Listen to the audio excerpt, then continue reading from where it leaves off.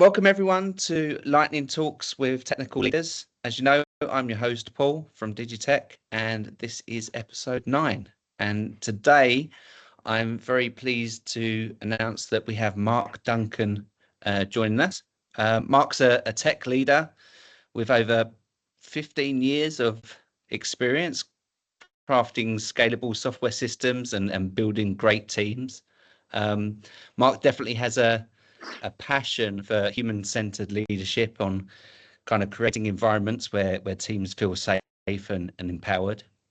Mark was actually most recently with American First Finance, where he helped lead the development of very mission critical API services and contributed to the company's $1 billion valuation, which is pretty cool. Mark also recently launched his own thought leadership blog called markduncan.me, and also made a really big move across the Atlantic, where you've come from the US and relocated to Germany, and now joined Visable as the head of engineering for backend. For some of you that don't know, Visable is they're a leading B2B platform that helps businesses expand their digital reach by, I believe, connecting millions of buyers and suppliers across Europe. So, Mark, it's great to have you on board, and thanks for coming to the show. Obviously, I haven't done your entire background a lot of justice, so perhaps I can hand it over to you and you can give me a bit more of an overview of your career path and background. Sure. Thanks, Paul, and really appreciate you having me on. I think you hit the high points quite well there. Again, really appreciate the opportunity to come on though and talk with you. I think I kind of had a humble beginning. I think in technology, I don't really share this part of my story a lot, maybe because I think it's not that interesting. But I actually took a web course in high school, and I remember thinking, it just blew my mind. I remember thinking, wow, there's so many incredible things that you can do. And so that really that first interaction, just a simple high school web course, really got me excited about learning more and kind of following that career path. My father was also a huge inspiration. He was an electrical engineer. He would bring computers home, so I really loved taking things apart and trying to understand how they work. And so that led me to studying computer engineering at the University of Texas at Dallas. That course of study was really unique because it combined an understanding of software with an understanding of hardware. And so I really loved understanding both aspects, how they work together. It wasn't enough for me to just kind of be like, well, the software works and does some things, or the hardware just kind of works behind the scenes quietly. And so I love, that I got that well-rounded kind of exposure. That was really significant for me. So I loved that.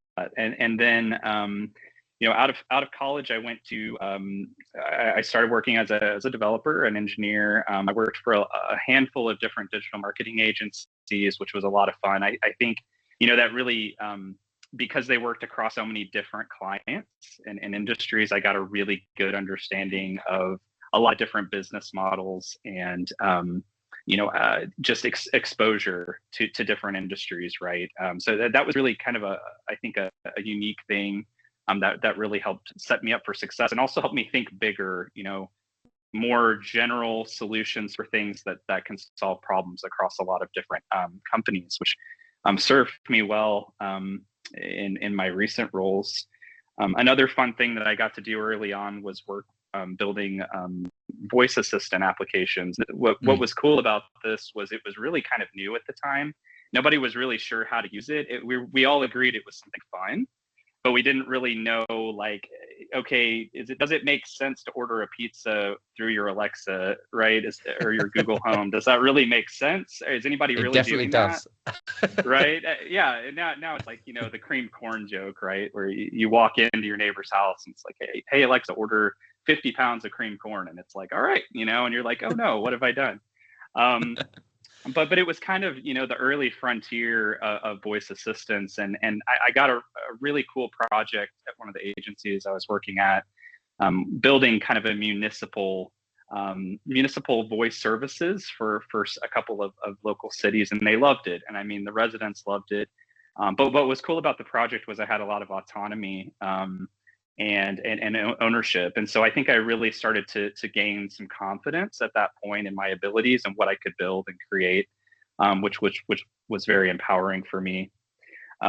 So I mean, from there, I like you mentioned, I had a huge experience of growth at American First Finance. I was there almost 8 years in the U.S. I'm really grateful for my time there. I got to move more from an individual contributor to a manager and a leader, and that was that was something that was worth so much to me. I really got to watch good technical leadership at work every day. My direct manager and other leaders around the organization, to see how a high functioning business is run, and how the good, the bad, and the ugly of what goes into that, right? And I got to kind of sit in a cool role where I was building API integrations with different point of sale systems, and so that we could offer our products to these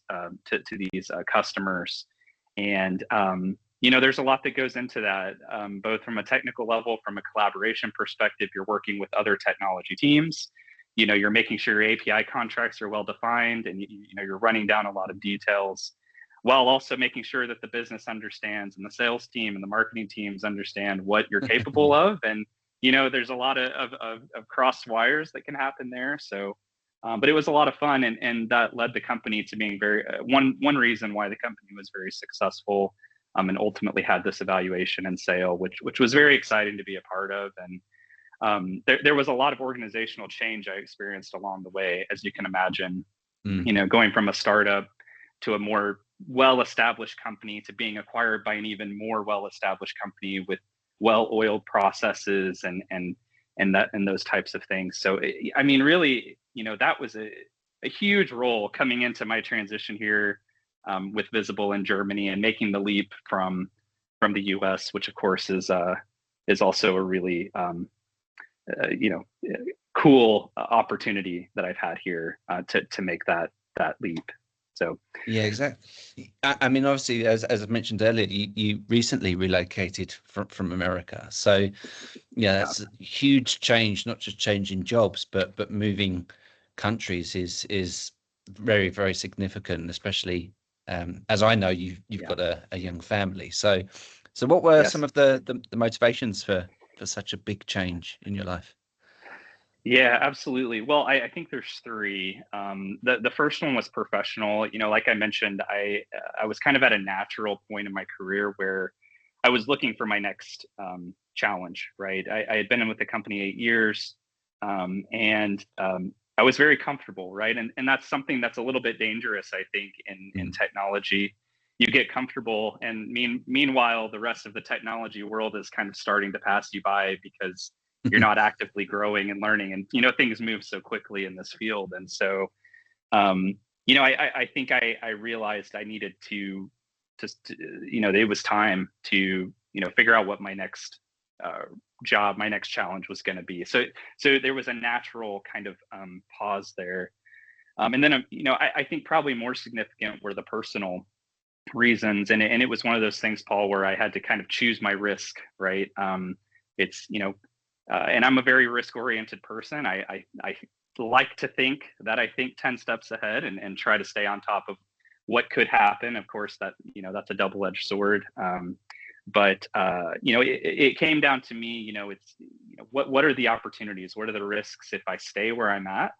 And then what are the risks and opportunities if I don't? And so that ultimately, it's there were a lot of factors involved, but ultimately I felt like what was best for me and my family was to get outside of my comfort zone, get outside of Texas, and actually get outside of the United States and see what other opportunities there were in the world. And it's been an exciting journey so far, very rewarding as well.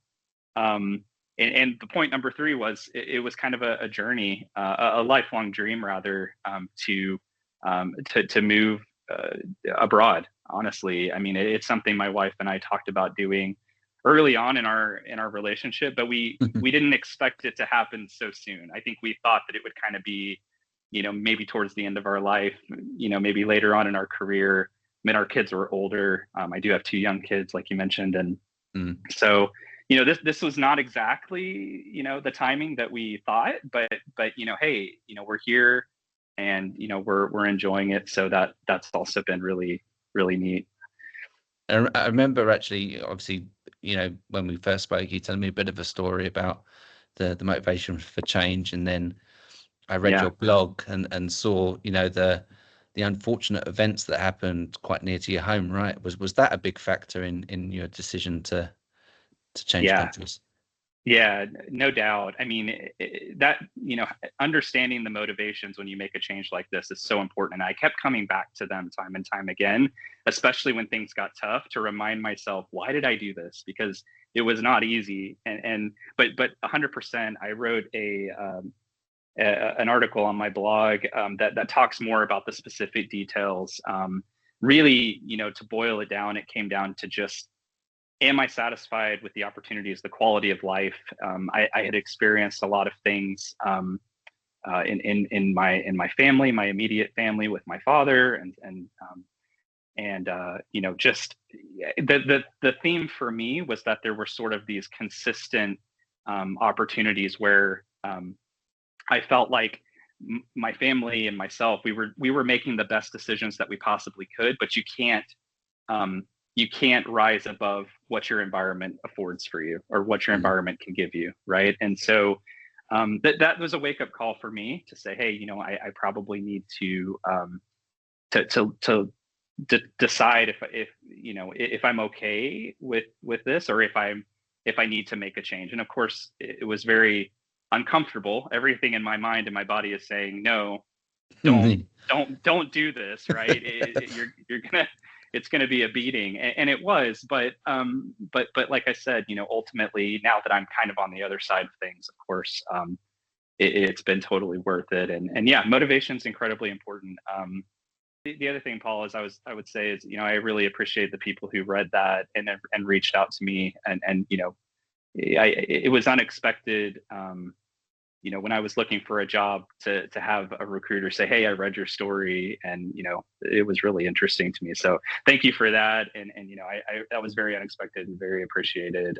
No, for me, it really hit home. It was quite inspiring because you really opened up. You were really vulnerable, I thought, in that blog post, and it was, I mean, I often talk to people about their reasons for why you're looking for a new job, or what are your motivations, and that one was definitely one that kind of hit home with me. So great.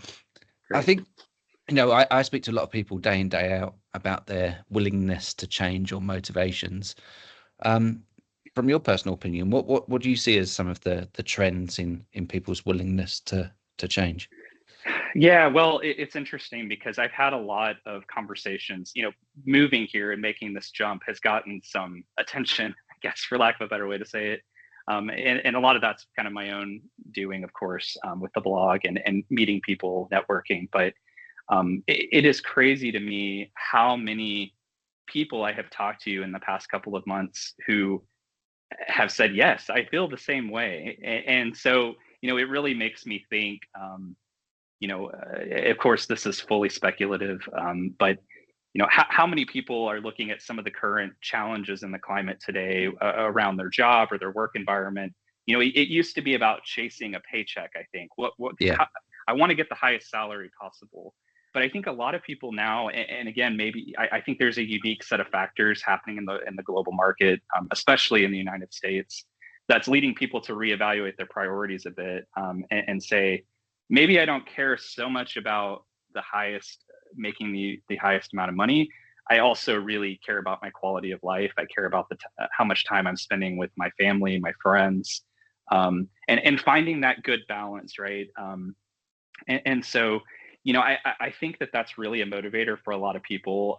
And again, at least anecdotally from the conversations that I've had, that seems to be a common kind of pattern of thought is, hey, I may be willing to do something that I wouldn't do before, because I'm just tired of continuing to do things the way that I've been doing them and not feeling like I'm enjoying my life, that I'm not getting that enjoyment out of life that I would really like. And so, yeah, again, I think it kind of depends on what the specific market looks like. But at least coming from the United States, there have been a lot of people who have expressed that to me, since I published and kind of put myself out there with dealing with some of those things. So Yeah, I mean, America is known for having that kind of hustle culture, isn't it? And absolutely. Yep. and Europe, I guess, a little bit more on the work-life balance, which is Yes. again a bit more of a motivator for you of coming across the pond. So Yeah, 100%. Yeah.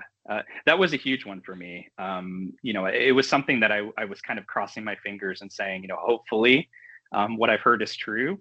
But also thinking, like I said, with the motivators I mentioned earlier, it was one of those things where I felt like I would come out, ahead, kind of in any case, right? I mean, in Germany specifically, the public transportation here is so incredible. I mean, I used to spend, several hours a day in a vehicle, not doing anything, and yeah, I hated that. And so, one of the things I love is just, that that I am getting a lot of time back in my day just because of things like that, being able to take the train to work versus driving, or being able to have a hybrid working arrangement. I think in the US, at least, I think a lot of companies are trending back to return to office. I think it's made quite a bit of headlines. And so, kind of a full-time return to office. And that's a huge, I think that's a lot of whiplash. That's whiplash for a lot of people who have, yeah, since COVID, been working remotely or working in a hybrid type of environment. And so, anyway, like I said, I think what it comes back to is, are you satisfied with with how you're able to manage your time? And I'm a big believer that all of the ways of working, and I think I'm a bit partial to hybrid. It works for some people and it doesn't work for others, right? It just depends on the mix that you have. And so, I'm not saying there's one right answer. I think it depends on your business and the role and the people involved. But ultimately, I think people want to work somewhere where they feel like they can take care of what they need to outside of work, while also delivering their best work at work, right? So yeah, agree. So let's talk a bit about your growth into leadership then, Mark. Obviously, at yeah. American First Finance, that's where you became or started your transition into leadership. So what was that like for you, and what were the biggest hurdles or challenges that you saw along the way into moving from an engineer to a leader? Yeah, well, there were a lot. I think I remember talking with you even early on, saying, there wasn't really like a manual that you're given to being an effective leader, right? Especially when you're coming from an individual contributor role. I had a couple of things that really supported me there. One was there's a book called The Manager's Path. I think it's by Camille Fournier. It was a great resource for me. It worked as kind of a blueprint to like a crash course on, here's some of the things you should think about if you're going to be a manager.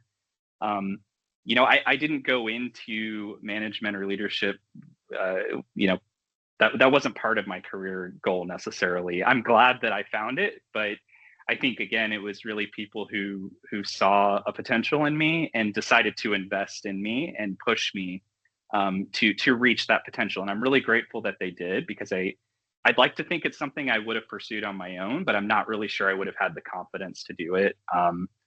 But yeah, I think that there's a lot of things that you don't anticipate. Certainly, there's the less glamorous sides of being a manager, where you have to deal with a lot of the conflict between business and between the interface between business and running a team, right? And so that, that's something that I've definitely had to work on. I think other challenges is knowing when to and knowing what the appropriate level of involvement is as a leader, knowing when you need to step in versus when you need to kind of step out and let the team kind of figure things out. There's a really cool anecdote or analogy I like to think about when it comes to leadership and team management. I'd love to share with you. So my wife and I, we're big. Well, I'm gonna say we're big. We're not like professionals or anything. We've only done it a couple of times, but we really enjoy whitewater rafting. We got a chance to do this a couple of times in the U.S. In Colorado, which is a beautiful state, and I miss it. But what I realized after I think my second or third time whitewater rafting is that it's such a great metaphor for the way that I view leadership, which is, you're taking a bunch of amateur, I'm not saying that professionals are amateurs, but just for the sake of the analogy, you've got a bunch of amateur people who don't know how to whitewater raft, right? This would be myself, my wife. And you're putting them in a boat, you're putting them in a high risk environment, right? You're not just putting them in a boat and shipping them down the river and saying, good luck, Yeah. Right? That's not going to end well, right? They don't know anything. They don't know what the pitfalls are. They don't know how to row properly. And they certainly don't know how to do that necessarily with other people, right? It's a very unique dynamic within that boat. So yeah, what do? They give you an experience guide, right? And that person is in the boat with you, which I think, is really important to the metaphor, which I'll kind of come back to. But they're sitting in the back of the boat and they're steering, and they know the course, they know the river, they know they've done it 100, maybe hundreds of times, right? They know where the pitfalls are, they know where the issues are. And they're giving you direction. They're saying, hey, go left, go right. You don't see what's coming around the curve, but trust me, this is there, and you need to go this way to succeed. And most importantly, they're not in their own boat out ahead of you, right? They're in the boat with you. They're doing the work, right? They're helping you, they're supporting you. And so it's a metaphor for leadership as an enabler model, which is just something I made up. It's probably a thing, but it's a leadership as an enabler model. And the idea is that you are there to support your team. You're bringing experience, right? You're helping them navigate the pitfalls of similar situations that you've been in the past, and you're doing it together. And you're also leading by example, right? You can do the same things. It doesn't mean that you always will, because a lot of times that person in the back of the boat, they're just sitting, they're just letting you go until they need to get involved, right? And so I really, like thinking about it that way. I hope that resonates with some people. I'm a very visual person. But I think that, learning how to do that, how to know when to row and when to kind of give direction from the back. And that's something that takes a lot of practice. And you want your teams to feel empowered, right? The turn the ship around. I think you had a guest that your last guest mentioned this book, and I love that book, David Marquette, I think. And the idea is, right, you don't want everybody depending on you to make a decision, right? That's kind of the general idea, because nothing will ever get done, right? So effective delegation, and then kind of knowing when you should be involved and when you support from a distance, I think is really something that I've had to work a lot on, and have seen a lot of benefits from being able to figure out how to do that well. So definitely, it's a great analogy, and that, I guess you'll have to also consider taking your team whitewater rafting as well, just so that they can feel that thrill as well, right? Well, I'm sure it's a thing. I mean, there's Europe has so many beautiful places. I've only begun to. I've just barely seen a handful of them, and so yeah, I would love to find a good whitewater rafting spot and see what kind of trouble we can get into. Well, that's obviously that. I mean, it's a great analogy again, and obviously some great tips for people there. But along the way, obviously, a lot of people tend to make a lot of mistakes. So for you personally, in leadership, what were some of maybe the biggest mistakes that you feel you made, and how did you perhaps learn from them? Yeah. Well, I think making assumptions. I think there's a tendency to think, well, I've seen this before. I know how it's going to end, so I'm just going to go ahead and try to head this off, and completely missing the whole thing. It's not a great look, but I think, it kind of also comes back to, how careful are you when it comes to assessing the situation? And this is really hard because I think, like I said, I think especially when you're in a leadership position, there's a tendency to think that you know better, and that you can be the savior, right? That you can save the boat from going off the river. But the reality is that it's all too easy to miss key signals. It's easy to misunderstand the situation, and what one thing I'm particularly focused on in my next chapter is, with regards to this, is understanding this from a cross-cultural perspective. Yeah. Because me having worked with people in the US as well as a team in India, that's really been the extent of my cross-cultural kind of collaboration, and there's a whole nother world out there. And so I'm reading a great book right now called the Culture Map by Aaron Myers, and it's really opened my eyes to my own personal biases, and things that I'm bringing to the table when it comes to how I communicate and how I collaborate with other people, and the assumptions that I make, and being more careful, being more intentional, being more flexible to working with people in a way that works better for them and their ways of working. And so I think assuming is a big one for me. And probably the other thing is just not really putting yourself in a position where you're a bottleneck. I think I really did this a bunch, and again, this is you're kind of learning that push pull between when to get involved and when to not get involved. But there were times where at my last organization I would think, I wrote this system, I know it better than anyone, I'm going to do that quick bug fix, and that quick bug fix turns into a 2 or 3 week engagement, and you've missed out on all the other things that really that why your management put you in that position to begin with, the value that you bring. You've completely missed out on all of that, and now you're just patching a bug that really is pretty meaningless, right? So it's a rough example, but you get my point. Is it can be difficult to sometimes to know what to do in that case, but I think remembering what value you bring to the table, and making sure that you're prioritizing your time such that the tasks that you're working on are providing value to the greater team at the leadership level.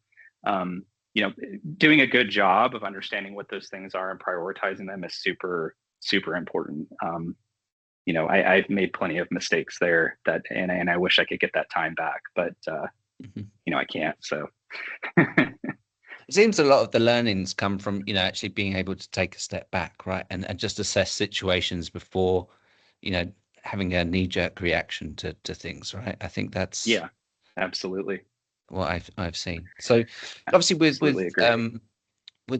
your role at America First Finance, like you said, you went through quite a big growth phase in the business, right? So share with us what that growth was and how that may have impacted you in terms of the challenges that you had.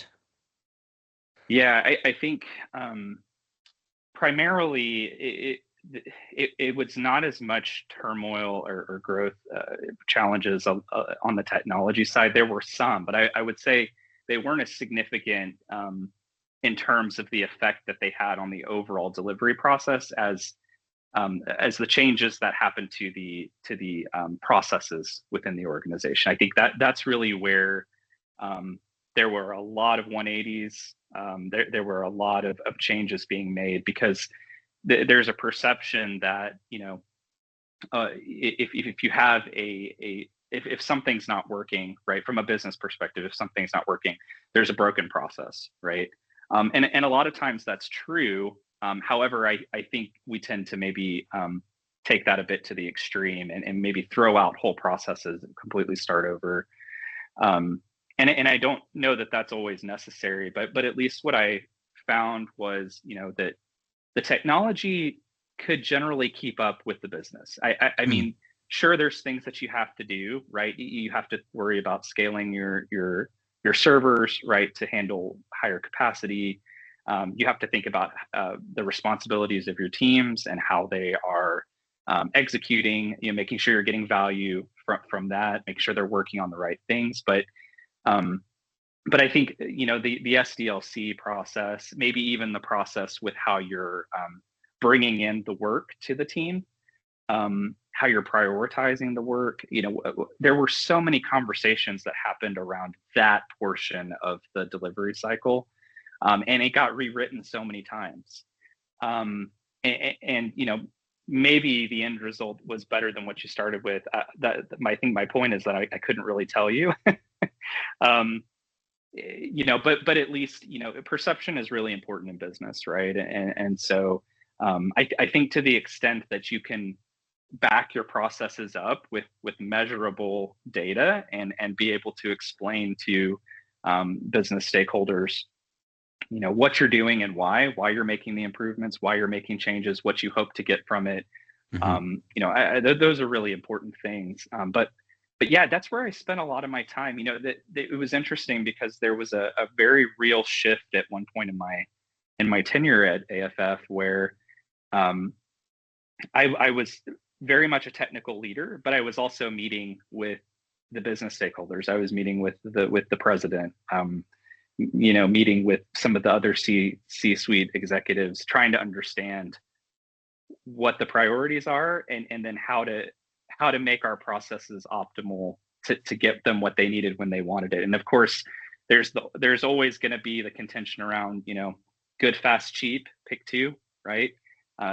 That's always going to be around. But I think for me, being able to have a firsthand seat at those discussions and trying to understand what the priorities are when they're not necessarily as cut and dried as you would hope from a technologist perspective, it's something that's really interesting. I think a lot of organizations that are starting to mature hit that bump in the road at some point where it's like, yeah, we've delivered a lot of great stuff and we're making money but how do we go to that next level? And then we need new processes, right? And so I guess my point is, you should always take a look at your processes through a very calculated lens.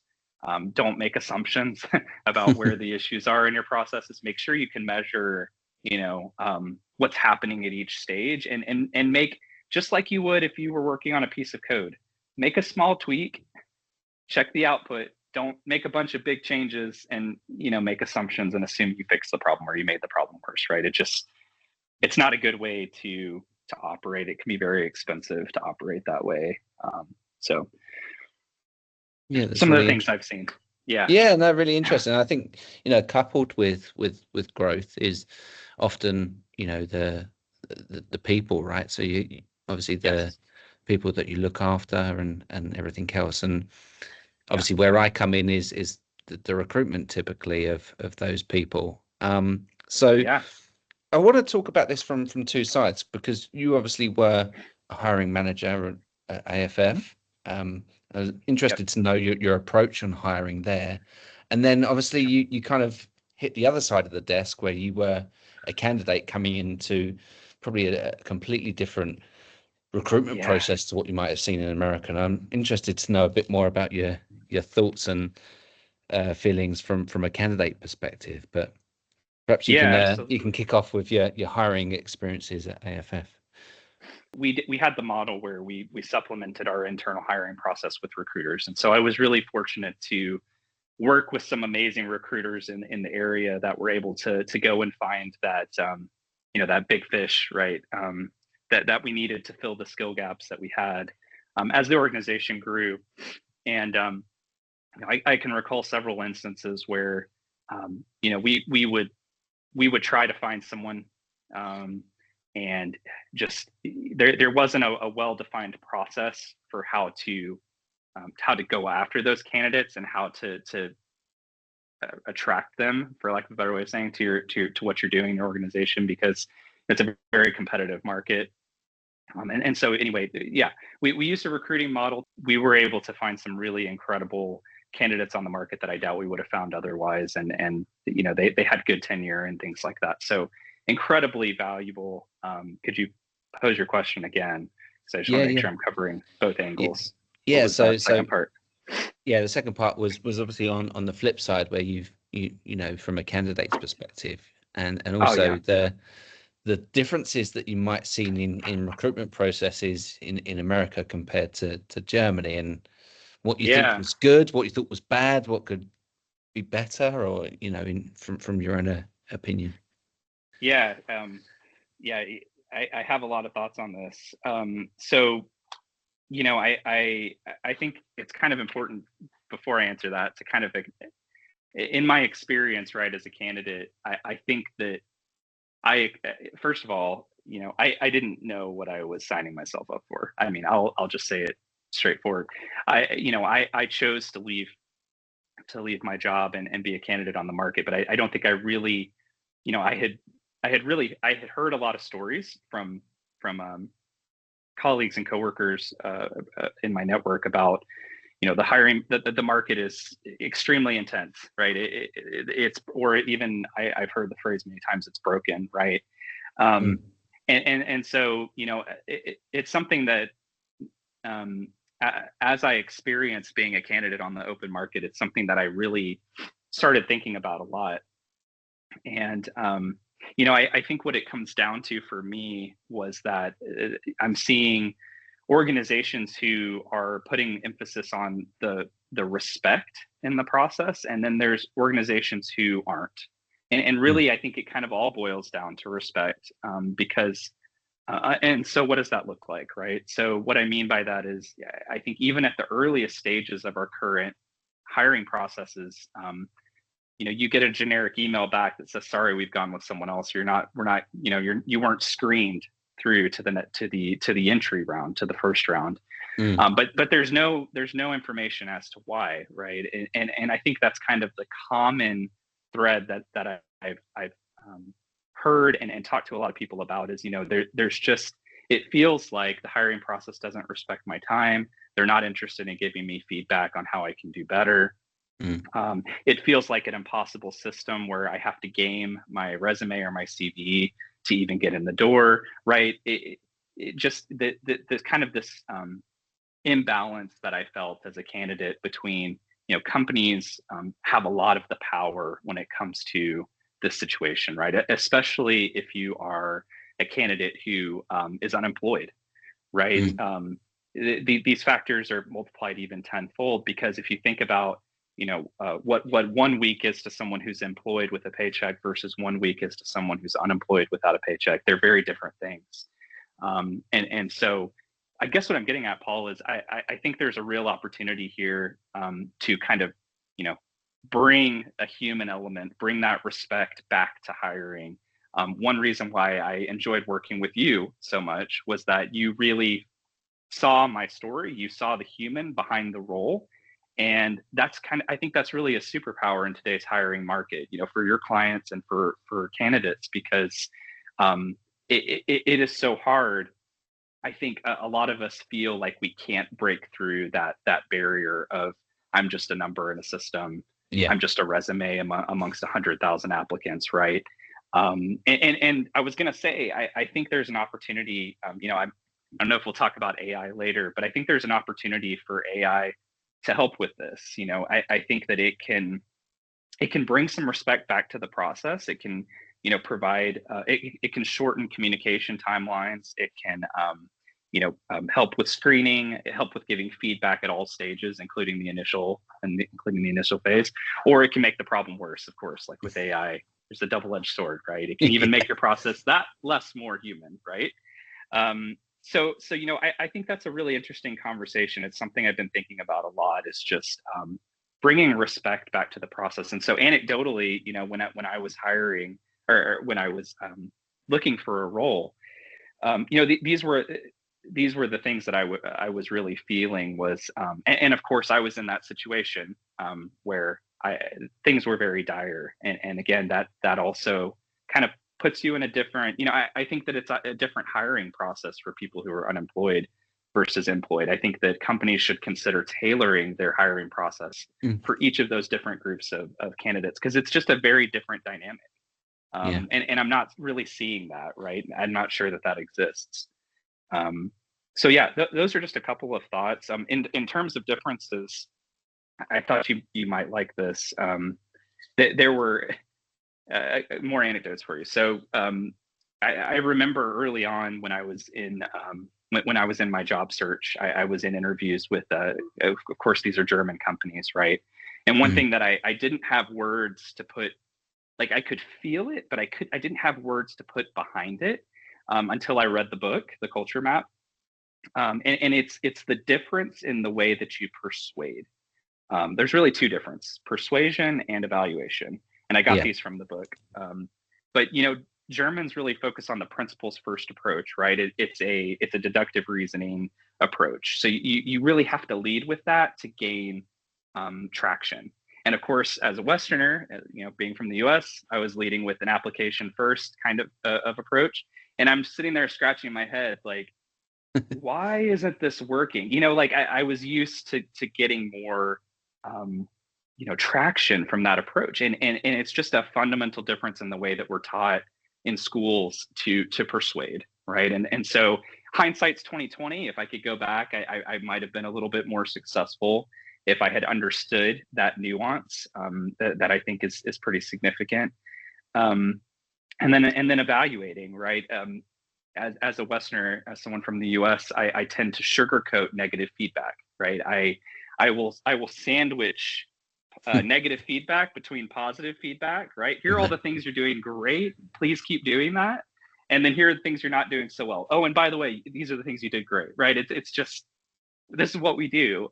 And what I've learned from reading the book, and then also just from feedback I received in the market that felt very harsh to me, because I'm like, well, where are all the positives? It's just that's seen as disingenuous, right? In this culture, they're more direct. If you're doing something great, you don't need to mention it. If you're doing something that needs improvement, just spit it out, right? Here's what you need to do better. And so those are just a couple of quick lessons that I've learned between reading the book and my own personal experiences as a candidate that maybe be helpful for someone transitioning specifically to Germany. But I think in general, just understanding the culture. If I had done more due diligence there in advance, I think I would have had a bit of an easier go in the market than I ended up having. So that's a hot tip, I guess. No, definitely some great tips for people, any expats that are looking to relocate to Germany, because there are plenty. I speak to plenty of people looking to come to Germany. So that's interesting. And I guess you kind of touched on AI. Obviously, we could spend a whole few hours talking about AI, I'm sure. But in your opinion, then, what do you feel are some of the kind of key technology areas that are shaping the industry today, and how do you think that's going to have an impact in years to come? Well, and AI is again just continuing to be such a pervasive topic, and so I hope I'm not a broken record here with what I'm about to share. But I really think, Paul, it comes down to I mentioned it a bit earlier. AI is really a double-edged sword. It depends on how you use it, and like with any tool, it can be misused. And so, my current thinking on AI is it's an incredible tool to augment your existing skill set and to help you take that further and to learn a new skill set, right? It's breaking down the barriers to entry for developers. Maybe you're a front-end developer who wants to know how to do back-end, or vice versa. You can actually generate, right, real working examples of this code and study it, right? And I think where the line is still gray. I think for what's hot right now is, well, what's to keep me from generating a front end and then just shipping it directly to production, right? And so my point is there, if I want to write an article, right, on something. Let's just say I want to write an article on something. I can use AI to help me learn about it, to give me some good points, to give me information. And then I'm going to go craft an article in my own voice using my own thoughts and things, right? Versus saying, hey, chat, write me a whole article about this and just publishing it. You see, there's two very different uses and two very different outcomes. And so, I think that's where my head is at. And when you take this to a practical application, there's two that I find really fascinating. One is agentic AI, which is the concept of where you've got an AI agent that's going and writing a bit of code for you, or doing a code review, or building a system. This is a very new but very hot thing right now that a lot of companies are doing to save money and to save time. That again, that's a great, very cool thing, because your developers are able to have access, easier access to learning these things, bridging these skill gaps that they didn't have before, which is really cool and exciting as a developer, as a technologist. But again, what's the cost, right? For me, I think the goal of using these AI tools should be to shorten your time to learn. I mean, I think fundamentally that's a really safe route to go, and not to become a drop-in replacement for just the output, not to build a product and just launch it, unless maybe it's a prototype, unless you understand the risk well, right? And so that's a bit of a gray area for me, and where I think I'm a bit skeptical right now about kind of companies that are going all in with vibe coding, for example, right? That's another hot that's the other kind of hot thing that's going around, is again, breaking down those barriers to entry for CEOs to ship product managers, right? These traditionally non-technical roles. And so who knows, right? I don't know where that's going to land, but I think it comes back to this is an exciting time where you can really build anything you can imagine. But the question is, are you using that to make to have a good understanding of what it is you're building, or are you just using it to make a quick buck? And then what's that going to cost you down the line in terms of scalability, maintaining it? Someone who has to come behind you and fix it or clean it up, someone who does have the knowledge, right? So these are kind of the discussions that I'm finding really fascinating right now around AI, and I think those are a couple of the hot things that are being talked about. So yeah, definitely. There's a lot of people who are saying, for me, it's just making a lot of people, well, some people lazy, I think. yeah, right. Use I've it in heard the that a right lot. way. Use it in Mm-hmm. the right way, and it's powerful, right? If you use, like I say, if you use it to increase your understanding and to speed you up in areas that maybe are a bit labor intensive, then it's definitely a game. Well, it is already a game changer for a lot of people. It's addicting too. I mean, Yeah. it really is. I mean, I'll be I'll be a bit vulnerable with you here. There was a point in the very recent past where I felt like I couldn't make a decision without consulting chat Yeah. first. And I've heard this from a lot of people, and it's like, what are we doing to our brains when I am already the type of person who overanalyzes and overthinks and wants to go Google it and be like, hey, is this the right thing to do? Especially when I'm transitioning in an unfamiliar country, language, etc. But I think I had to really check myself and be like, is this a habit that I want to build, where I feel like my ability to make decisions is being impaired by a tool that I'm putting a lot of trust in. And so I kind of had to just delete it. I just had to cancel it. I just hey, I'm going to take a step back, and I'm going to just make sure that I'm not getting myself in trouble here. And so I don't know if anybody can relate to that, but I think there's becoming such increased dependency on chat as a validator, right? Yeah, totally. I mean, my girlfriend, I mean, she's not in tech or anything like that. She's a housing manager, but the amount of times the conversations that we've had, and she said, well, chat said this, so it's got to be right. And I was like, yes. It's it's not always necessarily right. Well, since you exactly, and since you mentioned your girlfriend, I'll just tell you I was saying the same thing to my wife. I would say, well, chat told me this, and she would freak out and she would say, but babe, I just told you that yesterday. Yeah. And she had this, it's like I didn't really believe it until chat told me, even though Yes. she had been telling me, right? It's like you really, it's one of those Black Mirror things, right? Where you just have to take a step back and think, is this really good for my brain? What kind of habits am I developing? Is this becoming more than a tool? Is it a crutch?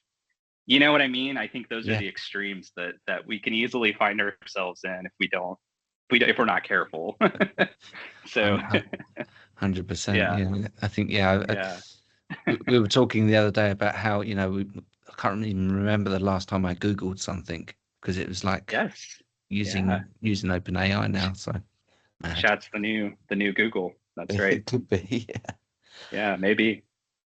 So along the way, I mean, obviously, anyone that's listening, it'd be great for you to maybe share some, let's say, key tips for anyone who's aspiring to be a tech leader, or maybe already a tech leader at the Yeah. moment. What kind of golden nuggets of advice do you think you would offer people who are thinking of moving into leadership?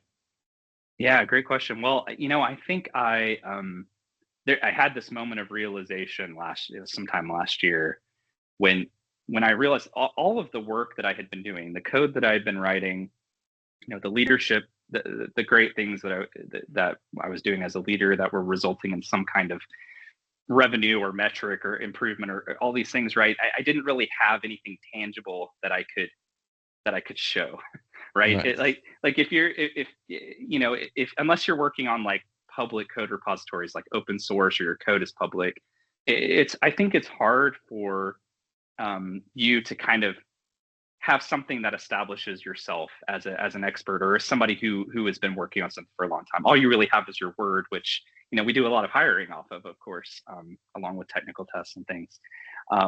But I had this realization, and so I guess the first piece of advice and what I decided to do was make my knowledge visible. And so I put a lot of time and energy kind of into building my personal brand. And I don't think this is a new concept. I think people have been doing this for some time, but I have talked to a lot of developers specifically or engineers who say, I'd love to bring something to my interview, or I'd love to showcase my knowledge, but I just don't have anything I can share, right?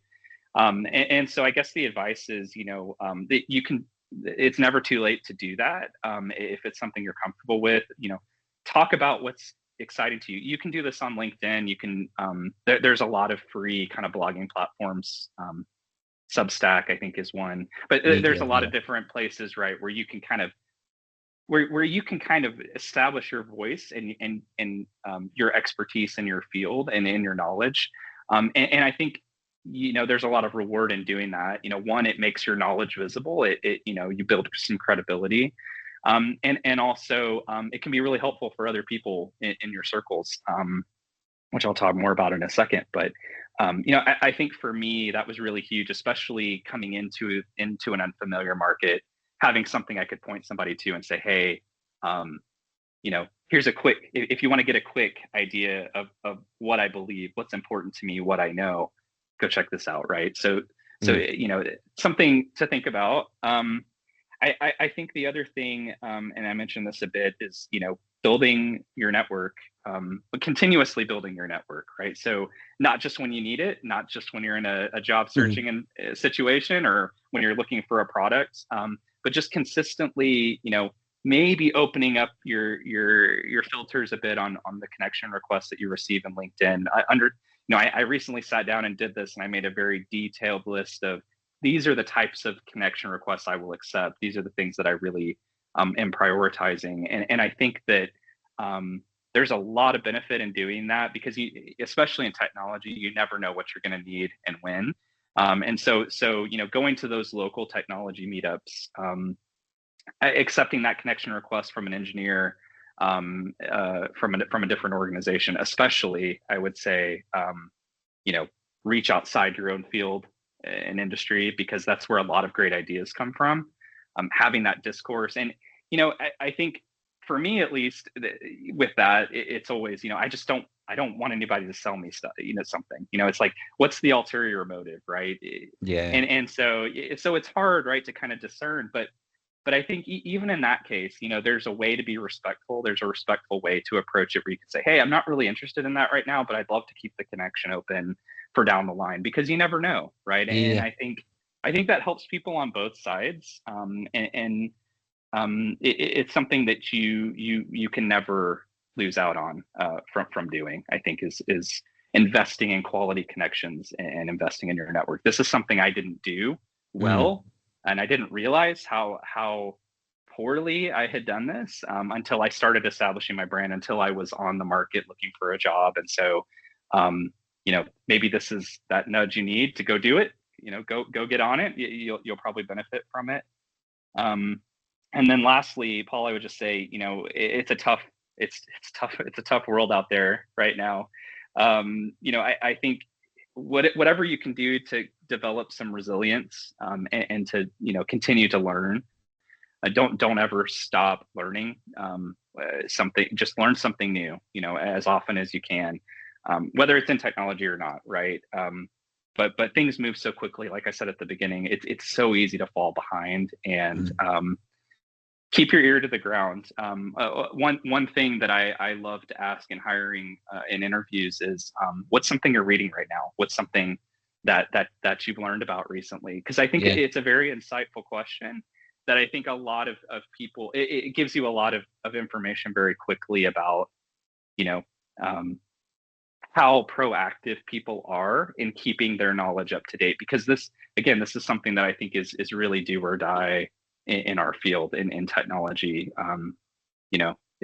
because things do change so quickly, and because there's so many exciting things on the horizon. Quantum computing, right, is a huge topic, especially in information security, right? I'm not an information security expert, right? That's not my niche, but I know about it because I read a lot, right? I read a lot of publications. And so, those are just a couple things that I think everybody can probably benefit from, no matter what stage you're in your career as a leader. Yeah, no, some great tips for sure. And I think, knowledge is power, right? Yeah. And that's so true. And never undervalue, your networking opportunities, because you never know when something, like you say, you might need it, or, and you'll be surprised where your network takes you at times, Absolutely. And I'm finding that to be even more true. I mean, just the fact that I'm having this conversation with you right now is a testament to that. I mean, it absolutely so true. So cool. I appreciate that, Mark. I think we're probably almost at the end of our chat. So I guess I always like to finish these talks off with learning something interesting about you, or a hobby that you have. So perhaps you can tell us a bit about your life outside of work. Yeah, absolutely. Well, I'm a father, so I have 2 kids, so they keep me pretty busy. So I spend a lot of time with my kids. I talked a bit about that at the beginning, just how important that is to me, and watching them grow up. They're about to be 9 and 11, so getting up there, it's going by quickly, and I'm feeling Teenagers soon. feeling the age, the teenage attitudes and the preteen attitudes, and so they're keeping me on my toes for sure, and it's really rewarding. It's the most rewarding thing I've ever done, being a father. It's the best. But other than that, when I get a little bit of free time, I do love to bake. I've made focaccia. I've made brioche bread. I make a lot of different things, pies. Germany, I discovered, has about 8 different kinds of flour on the shelf, which is not a thing in the U.S. So I think that's a good thing. I'm really excited to kind of figure out what that's all about. I'm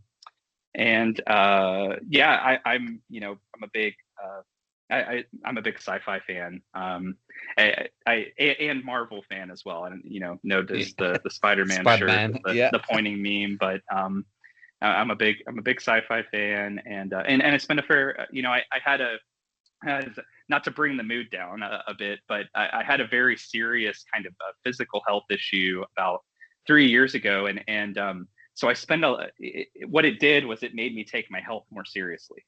Yeah. And so I spend a lot of time, a good enough amount of time at the gym every week, just making sure that I'm, taking care of myself so that I can take care of those that are important to me. And so that's a really big priority for me as well these days. Definitely. Healthy body, healthy mind. Yeah, that's right. So yeah, Cool. I think that's it. Mark, it's been an absolute pleasure having you on the show, and I'm sure everyone that's listening in will get some great takeaways from it. So once again, thank you.